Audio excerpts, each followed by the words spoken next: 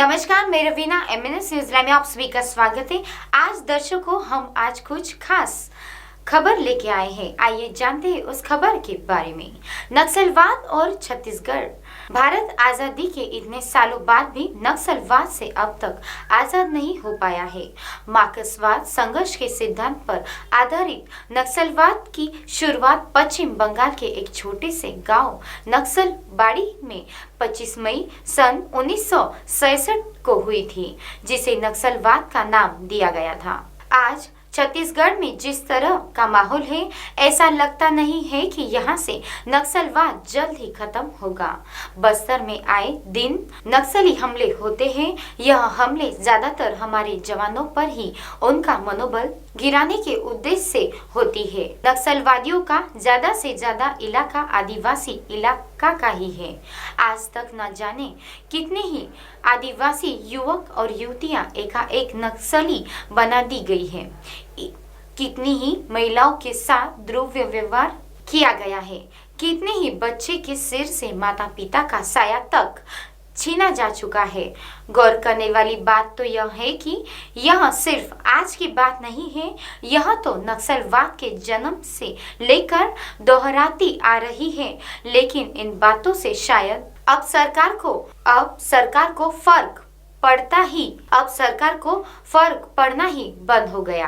आज तक कोई भी सरकारें यहाँ तय ही नहीं कर पाई है कि नक्सली समस्या कानून व्यवस्था की समस्या है या फिर सामाजिक आर्थिक समस्या है। आज तक बहुत सी सरकारें आई, इनमें से लाल कृष्ण आडवाणी ने गृह मंत्री रहते हुए नक्सलवाद को वामपंथी चरमपंथी शब्द का नाम दिया गया, जबकि मनमोहन सिंह ने प्रधानमंत्री रहते हुए भी इससे देश की सबसे बड़ी समस्या कहा गया है। लेकिन यह तब भी तय नहीं हो सका है कि इस समस्या का स्वरूप आखिर क्या है। यह सवाल अब भी मुंह बहा खड़ा है। जवाब तो सरकारें जरूर जानती है, मगर वे कभी भी इस बहाने तो कभी उस बहाने आज तक टालती आई है। छत्तीसगढ़ को विकास की जरूरत है और यहाँ से चुनकर आई हुई हर सरकार का यही मानना भी है। मगर छोटे से छत्तीसगढ़ को विकास से किसने रोका है? अब यह तो यहाँ से चुनकर आई हुई सरकारें ही बता सकती है। यहाँ बीजेपी की सरकार सबसे लंबे समय तक रह चुकी है। अगर चाहती तो बस्तर की तस्वीर बदल सकती थी, लेकिन आज तक कुछ भी नहीं बदला। बस्तर आज भी मूलभूत सुविधाओं से भी दूर है। यहाँ ना तो अच्छी शिक्षा है, ना अच्छी स्वास्थ्य सुविधा और ना ही युवाओं के लिए रोजगार। यहाँ किसी भी विकास योजनाओं में आदिवासियों की भागीदारी भी सुनिश्चित नहीं की जाती। आखिर ऐसा क्यों है? आखिर क्यों सरकार आदिवासियों की जरूरतों पर ध्यान नहीं देती? पिछले कुछ दशकों से नक्सली समस्या से निपटने के लिए जो कुछ भी कदम उठाए गए, उससे नक्सली आंदोलन को कितना नुकसान हुआ यह तो पता नहीं, मगर इन सब के बीच वहां के मूल निवासी हर तरफ से तरबूज की तरह कट कर रह गए। आज तक बस्तर में वह सब कुछ हुआ जो एक लोकतंत्र में नहीं होना चाहिए। बक्सर के 700 से अधिक गांव खाली करवा दिए गए। आदिवासियों को उनकी जड़ों से उखाड़कर सड़कों के किनारे बसा दिया गया। सालों से चल रही नक्सली गतिविधियां इस बात का सबूत है कि यह सब सरकार की मर्जी के बगैर नहीं चल सकता। आरोप तो यहाँ तक नहीं है कि अपना उल्लू सीधा करने के लिए सरकारें पुलिस की मदद से नक्सलियों से साठगांठ किए हुए हैं।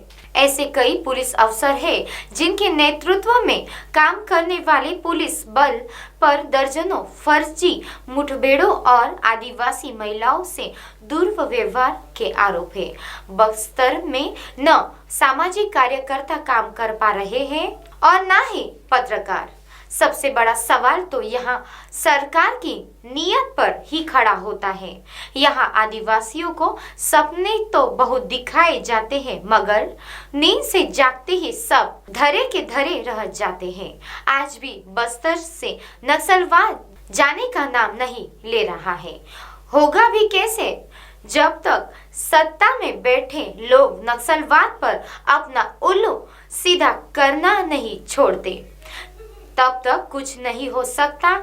आप ही सोचिए ना, विशेषज्ञों के आंकड़ों के अनुसार हर नक्सल प्रभावित जिले को हर साल 200 करोड़ रुपए मिलते हैं, जिसमें बहुत सा पैसा बिना हिसाब किताब यानी अनअकाउंटेड वाला होता है। सोचने वाली बात है कि आखिर कोई बेवकूफी होगा जो ऐसी सोने की अंडा देने वाली मुर्गी को काट कर खाने की गलती करेगा। नक्सलवाद जारी है। शोक सभाओं के बाद भी अनवरत और लगातार। तब तक के लिए नमस्कार।